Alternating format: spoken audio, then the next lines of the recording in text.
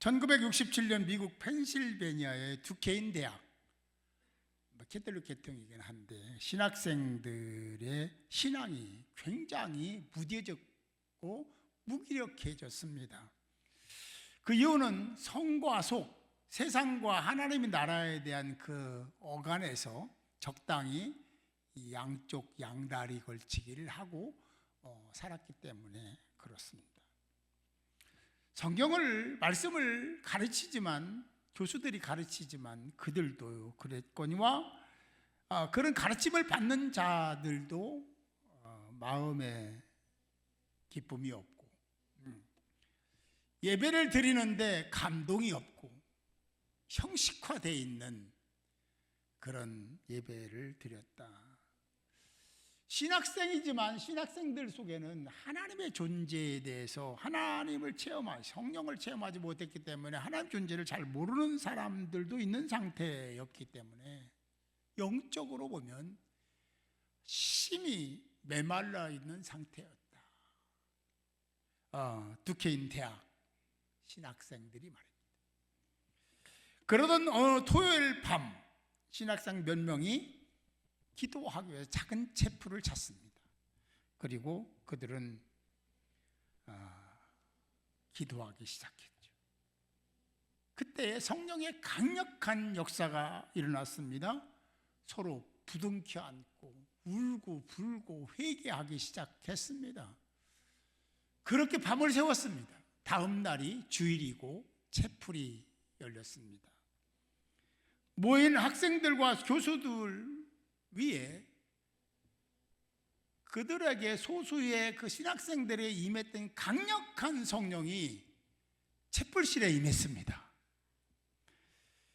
이 사건이 전국 미국 전역에 성령 갱신 운동으로 퍼져나가는 일이 됐고, 그 이후에 이 운동은 전 세계로 퍼져나갔습니다.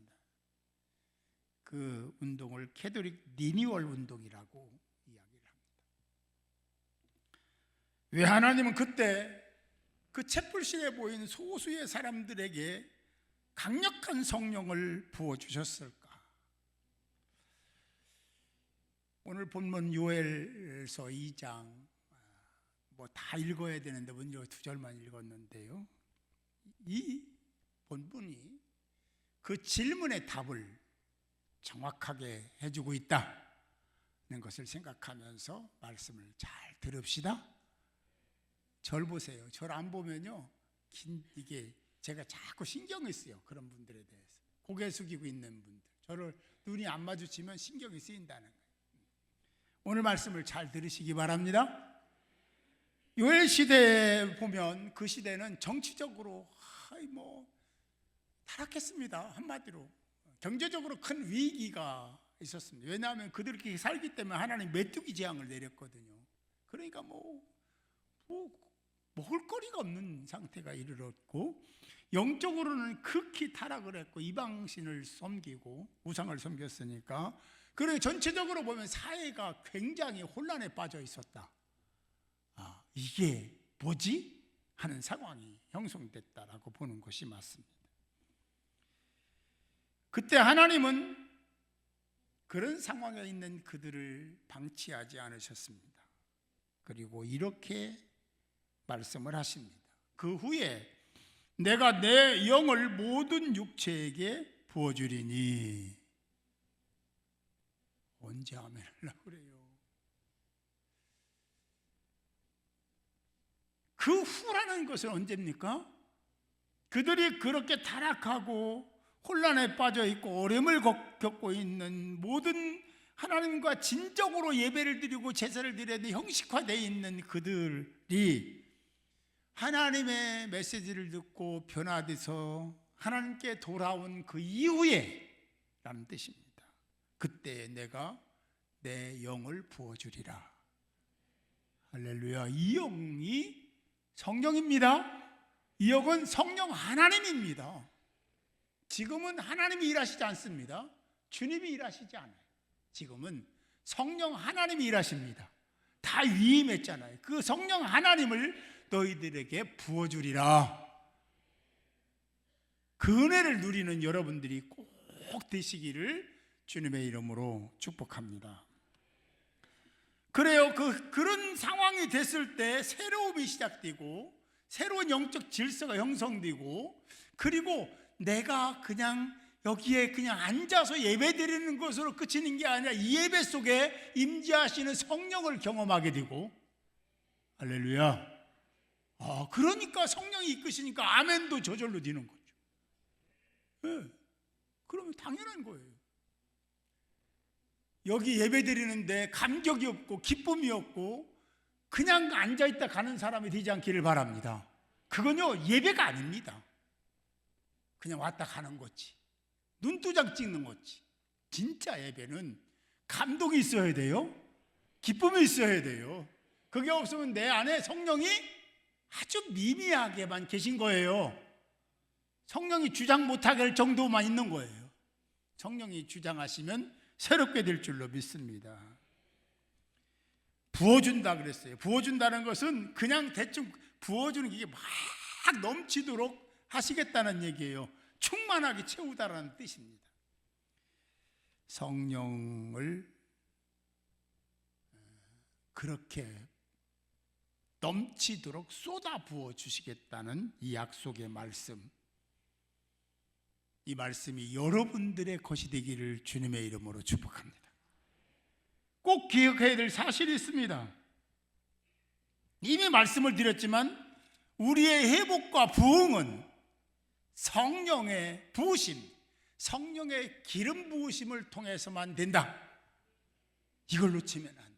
가정이든 개인이든 소그룹이든 우리동교회든 우리 교단이든 대한민국이든 그래야 된다.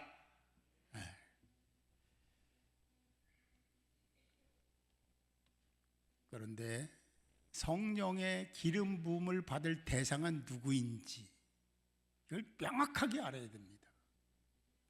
어떤 사람에게 성령의 기름 부으심이 있는지를 알아야 되지 않겠습니까? 28절은 이미 앞에서도 얘기했는데 육체에게 부어주시겠다 했어요. 육체는요, 사람이잖아요. 인간이잖아요. 인간에게 부어주겠다는 거예요. 그런데 모든 육체, 모든 인간에게 부어주시겠다는 겁니다. 다시 말하면 하나님께 돌아온 모든 사람에게 하나님은 성령의 기름을 부어주실 준비가 되어 계신 분이고 부어주실 겁니다. 그런데 어떤 사람은 혜택을 누리는 사람이 있고 어떤 사람은 혜택을 누리지 못하는 사람이 있을 것이라는 얘기가 현실적으로 그게 드러나죠. 왜냐하면 우리가 같이 예배를 드리지만 여기 가운데는 아직 성령의 충만함이 뭔지 모르는 분도 계시고 경험한 분도 계신데 경험만 있지 그렇게 살지는 않는 사람들도 있습니다. 우리 이걸 뛰어넘어야 돼요. 그래야 하나님의 사람이다. 그런 자가 역사를 이끌어가는 사람이 된다. 아멘. 그렇게 성령의 부음을, 기름 부음을 받으면 어떻게 될까? 성령의 기름 부음, 부으심을 받은 사람들은 이렇게 된다고 말씀하고 있습니다. 자녀들은 예언할 것이며, 그때 당시에 그 예언할 수 있는 사람이 없습니다. 그런 시대가 아니었어요. 요엘 시대가 그랬어요. 삭막했거든요. 그런데 그런 상황이 와서 영을 받으면, 성령을 받으면 젊은이가 예언을 하고 자녀들이 예언한다는 거예요. 할렐루야. 네. 대단한 역사가 일어날 것이라는 거죠. 또 얘기하면 늙은이는 꿈을 꾸며. 할렐루야. 나는 뭐 이제 나이가 이만큼 들었어. 할 만큼 했잖아. 비전이 없는 사람, 꿈이 없는 사람이에요. 하나님은 그렇게 말씀하신 적이 1도 없습니다. 한 번도 없어요. 우리가 그러는 거지. 근데 성령을 받으면 남녀노소 상관없다는 얘기예요. 늙은이가, 나이가 드신 분들이 꿈을 꾸며. 할렐루야. 자신이 나이가 들었다고 생각하시는 분 계실 거예요. 그죠? 꿈이 있습니까? 비전이 있습니까? 그게 없다면 성령이 내 안에 충만하지가 않은 거예요. 충만하면 늙은이가 나이 든 사람이 꿈을 꾸며, 할렐루야. 그리고 젊은이는 이상을 볼 것이다. 그 자리에 머물러서 그저 그렇게 지내는 사람이 없을 것이다. 그 나라를 바라보며 그 비전 속에 뭔가를 위해서 열심히 뛰고 달리는 하나님의 사람이 될 것이다. 성령이 임하면, 성령이 그렇게 하게 하시는데 일하는 게 즐거워, 기뻐. 어제도 어떤 분의 자녀가 굉장히 일이 많은 어떤 곳에서, 어떤 교회에서 일을 하는데요, 걱정이 너 힘들지 않니? 아니요, 하나도 안 힘들어요. 왜 그럴까? 답은 하나, 성령이 주관하신다. 여러분, 일 많으면 힘든 건 당연한 건데요, 성령이 일하게 하시면 힘들지 않습니다. 거기 답이 있는 거예요. 또 하나 말해요. 남종과 여종에게도 내 영을 부어줄 것이다. 우리가 이제 하나님 남종과 여종들에게 이렇게 기도도 하고 그러잖아요. 그런 남종 여종이 아니에요. 그 시대, 고대 시대로 돌아가서 종은요, 인간 중에 제일 밑바닥, 인간 취급도 못 받는 사람들, 그냥 물건 취급, 재산 취급 받는 사람들, 이 종입니다. 근데 하나님은 하나님 체면에, 하나님이 만왕의 왕이시다 하나님이 채통이 있지, 아무나 그냥 다 인정하면 그렇잖아요. 근데 하나님은 우리 인생과는 생각이 달라. 아주 보잘것없는 인생들도 성령의 충만함을 받을 수 있는 기회를 주겠다. 그 남종과 여종에게 내 영을 부어줄 것이다. 여러분, 그러니까 누구는 뭐 성령 충만, 누구는 성령 충만 안 하고, 누구는 하나님 영의 도움을 받고 어떤 사람은 안 받는 것에 대해서는 여러분 생각과는 다를 수 있다는 거예요. 하나님이 결정합니다. 하나님께 인정받는 것이 제일 중요한 거죠. 그동안에 우리가 어떻게 신앙생활에 그게 문제가 아니라 지금부터라도 진짜 하나님이 원하시는 바를 위해서 말하고 행동하는 자 됐으면 좋겠어요. 내 생각으로 얘기하지 말고, 하나님도 그렇게 생각하시고 하나님도 그렇게 말씀하실까? 그거 혹시 교만은 아닐까? 이기적인 생각은 아닐지를 생각하면서 자기를 돌보는 신앙 가지고 있을 때 하나님은 하나님의 영을 부어주실 줄 믿습니다. 요엘 시대 정치적 타락, 경제적 위기, 그리고 영적으로도 급격한 하나님과의 멀어짐 속에서 추락했던 그들에게 하나님의 재앙이 있었고, 앞에서 말씀드린 대로 모든 것이 다 형식화되어 있는, 하기는 해, 그런데 형식으로 막 그쳐 있는 그런 상황에 있는 그들에게 성령의 부으심이 있었다. 할렐루야. 오늘날은 어떨까? 요엘 시대와 지금의 시대, 우리가 귀 따갑게 들었습니다만 포스트 모더니즘, 그런 시대, 상대주의, 절대와 절대는 없다, 신도 없다, 예수도 없다, 그런 것이 팽배해 있는 온 지면을 다 덮어 포스트 모더니즘이, 그래서 너도 나도 다 영향을 받고 있는. 어떤 사람은 교회가 그러면 됩니까? 세상이 이런데 교회가 그러면 되겠습니까? 하는 얘기를 참 부끄럽지 않게 하는 사람들도 있습니다. 그럴까요? 하나님의 세계, 하나님 말씀은 영원합니다. 진리이기 때문입니다. 세상은요, 유행입니다. 흘러가는 거예요. 그냥 그 시대의 트렌드입니다. 그걸 참으로 알면, 진리로 알면 굉장히 잘못된 거죠.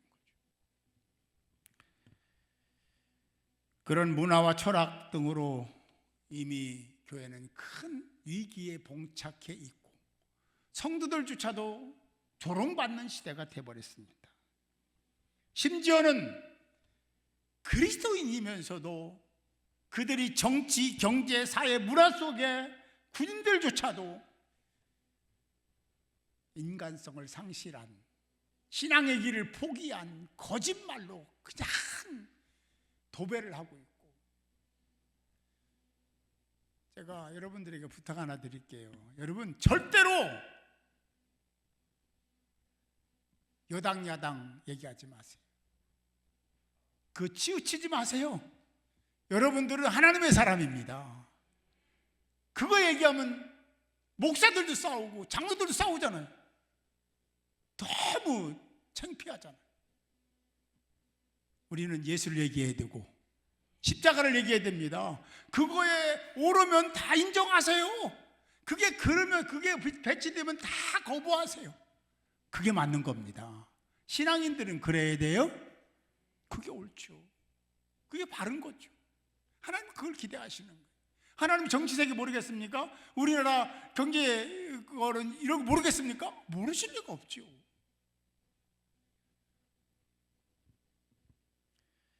예배를 드리지만 기쁨이 없는 것, 수상한 겁니다.